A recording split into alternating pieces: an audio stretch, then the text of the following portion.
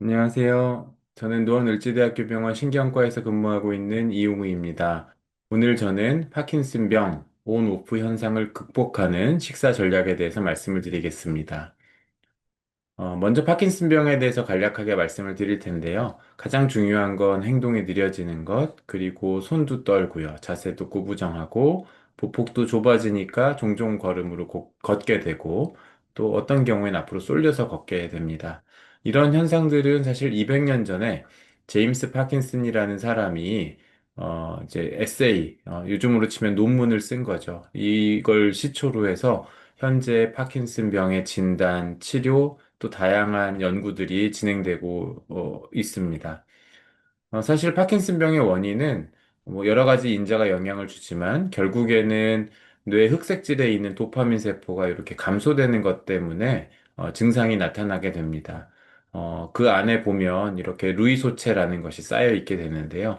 이게 세포의 기능을 방해하고 결국은 세포를 죽이는 데까지 기여하게 되죠. 결국은 우리가 환자를 볼 때는 이렇게 이미 도파민 세포가 많이 감소된 모습들을 볼 수가 있는데요.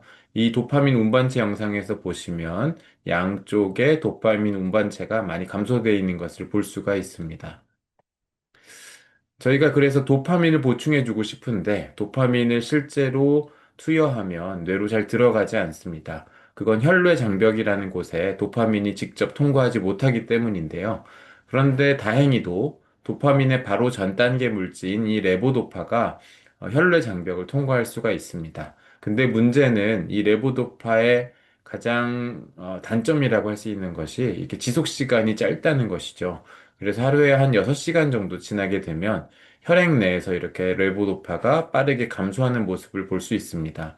물론 레보도파를 대사하는 여러 가지 신경 전달 물질을 그러니까 농도를 높이기 위해서 레보도파를 없애는 그런 효소들을 제한하면 우리가 조금 더 높은 농도로 오래 유지할 수 있지만 결국은 한 6시간쯤 지나면 혈액 내에서는 거의 사라진다고 볼 수가 있겠습니다.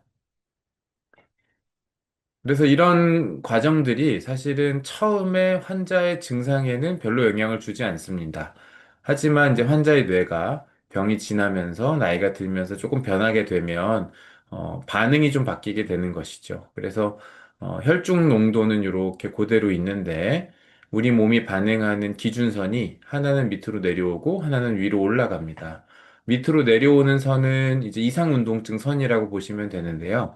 약의 농도가 이 파란 선 위쪽에 있게 되면은 이상운동증, 그러니까 과하게 몸을 이렇게 흔드는 증상이 생기게 되고, 이렇게 약효가 떨어지는 표시선인 빨간 선 밑으로 오게 되면 약효 소진 현상이 나타나게 됩니다. 이상운동증 중에 최고 농도기 이상운동증이 가장 흔하고요. 그 다음에 이렇게 농도가 내려갈 때, 올라갈 때 생기는 이상성 이상운동증이 또 있습니다. 굉장히 곤란한 증상이죠. 이 빨간 선 기준으로 보면 이 아래쪽으로 봤을 때 아침 약효 소진 현상이 있을 수 있고요. 그 다음에 중간중간 이렇게 약효가 빠지면서 나타나는 약효 소진 현상도 있을 수 있습니다. 이런 혈중 레보도파와 운동 반응은 사실 초기에는 이렇게 혈중 농도가 변하더라도 뇌 안에 뇌세포가 충분하기 때문에 예를 들면 그런 거죠.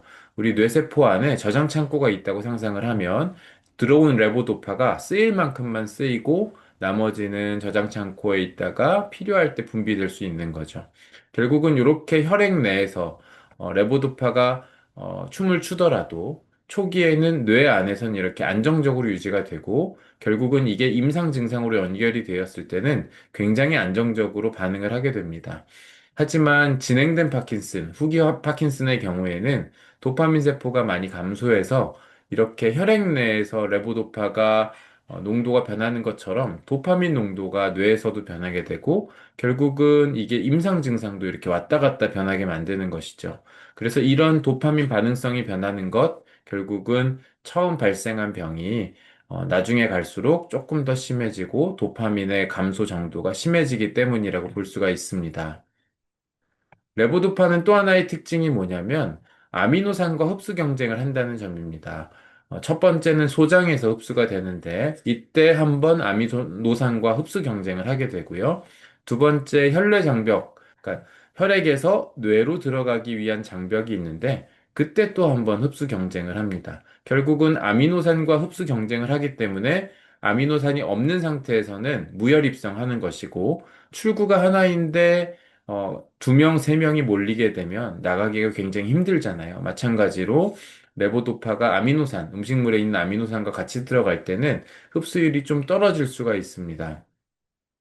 요건 또 한 가지 중요한 예인데요. 레보도파가 단지 레보도파 성분만 쓰였을 때는 이렇게 1에서 3%밖에 뇌로 안 들어가고 카비도파라는 레보도파 분해를 억제하는 약제랑 같이 쓰게 되면 이렇게 10%까지 흡수가 올라가게 됩니다. 결국은 우리는 이 100이라는 레보도파를 먹었을 때 10밖에 뇌로 못 주고 있는 상황인 거죠. 이때 장으로 로스되는 것마저 더 많아지게 된다면 10보다 더 줄어들 수밖에 없습니다. 결국은 뇌로 많이 들어가게끔 하는 것이 우리에게 가장 중요한 전략이라고 볼 수가 있겠죠. 그래서 레보도파라는 약을 먹었을 때, 도파민 제제를 먹었을 때 뇌로 전달되는 경로는 먹으면 바로 효과가 있다. 이게 아니고요. 입으로 먹었을 때 식도를 거쳐서 위를 거쳐서 소장에서 흡수가 되고 이 소장에서 흡수된 것이 말초 조직 혈액을 타고 혈뇌 장벽을 거쳐서 뇌로 들어가게 됩니다. 그래서 1단계, 환자가 약을 못 삼킨다. 그럼 약효가 없겠죠. 그리고 두 번째 단계, 위에서 위장 운동이 빠르지 않으면 밑으로 못 내려가니까 결국 소장까지 못 가서 약이 흡수가 잘 안 되겠죠. 세 번째, 여기서 흡수 경쟁을 한다고 치면 또 흡수가 잘 안 될 것이고 말초 조직에서도 분해가 되거나 또 5번 단계 혈뇌 장벽에서 흡수가 경쟁이 되면 역시 또 한 번 레보도파가 뇌로 들어가는데 일종의 좌절이 생기게 됩니다. 결국 6번까지 도달하는데 대충 잡아도 이렇게 많은 단계를 거쳐야 하고 이런 것들이 안정적으로 유지가 돼야 됩니다. 이런 흡수 경로는 사실 음식의 흡수 경로랑 굉장히 비슷하게 되죠. 그래서 결국 레보도파의 약효를 잘 보기 위해서 식사 조절도 중요할 수가 있겠습니다. 그래서 첫 번째 전략, 황금 타이밍입니다. 약을 식사 30분 이전 혹은 식사 1시간 이후에 드실 것을 권고합니다. 식사와 상관없이 빈속에 드실 수 있는 일정한 시간을 정하는 방법도 있습니다. 음식에서 비롯된 아미노산의 방해를 받지 않고 충분히 뇌로 전달될 수 있습니다. 만약 속이 메스껍거나 쓰리다면 물 한 컵을 더 마시거나 비스킷과 같은 가벼운 탄수화물과 함께 드시는 것도 방법일 수 있겠죠. 자, 두 번째 전략, 단백질입니다. 정확히는 이제 단백질을 재배치하는 것이죠. 왜냐하면 단백질을 전혀 섭취하지 않는 경우가 있거든요. 1번 전략이 아미노산과 경쟁하니까 단백질 먹으면 안 되겠네 라고 비춰지면 안 됩니다. 사실 단백질은 근육을 유지하기 위해서 꼭 필요합니다. 따라서 먹는 시간을 조절해서 몸의 단백질이 충분히 섭취되도록 하는 것이 중요하고요. 활동이 많은 낮 시간, 아침과 점심에는 도파민 흡수도 잘 돼야 되고 하니까 채소와 탄수화물 위주로 가볍게 식사하시고 근육을 만드는 고기나 생선 같은 단백질은 일과가 끝난 저녁 식사 때 주로 드시는 방법이 있겠습니다. 이렇게 하면 낮 동안에는 약효를 잘 받아서 활동성을 높일 수 있고 저녁에는 충분한 영양을 보충할 수 있겠습니다. 자, 세 번째 전략, 흡수 도우미입니다. 흡수 도우미는 비타민 C가 도움이 될 수 있다는 연구가 있습니다. 산성 환경에서 레보도파가 흡수가 조금 더 잘 되거든요. 그래서 실제로 저희가 환자분들 중에 도파민을 자주 먹어야 되는 물에 녹여서 도파민을 먹어야 되는 환자들에게 도파민 음료 거기에다가 비타민 C를 섞어서 드리기도 합니다. 그렇게 돼서 흡수율을 높이고 조금 더 오래 보존할 수 있도록 하는 것이죠. 생활 속에서는 오렌지 주스나 레몬차가 도움이 될 수 있겠죠. 자, 변비 치료도 중요한데요. 장이 막혀서 안 내려가면 약도 빨리 안 내려가기 때문이죠. 하루에 8잔 이상 물을 꼭 마시고 야채를 꼭 많이 드시기를 추천드립니다.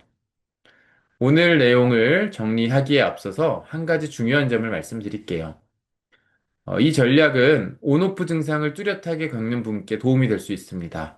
온오프 증상을 느끼시지 못하는 분들은 사실 꼭 현재의 식사 방식을 바꾸실 필요는 없습니다. 이때 더 중요한 것은 운동이죠.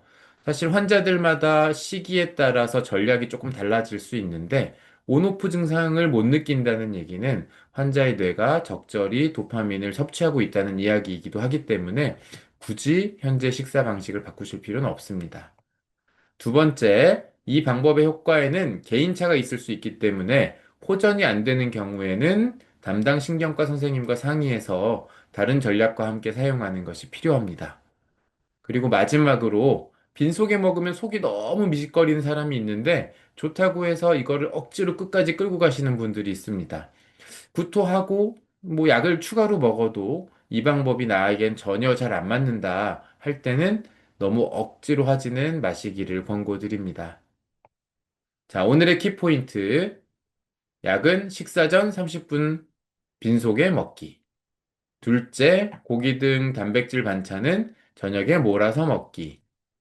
셋째, 변비 예방을 위해 충분한 물과 또 야채, 그리고 비타민C 챙기기. 여러분의 평범하고 소중한 일생을 저희 뇌꿀TV 늘 응원합니다. 오늘 영상이 도움이 되셨다면 구독과 좋아요 부탁드리고요. 궁금한 점은 언제든 댓글 남겨주세요. 감사합니다.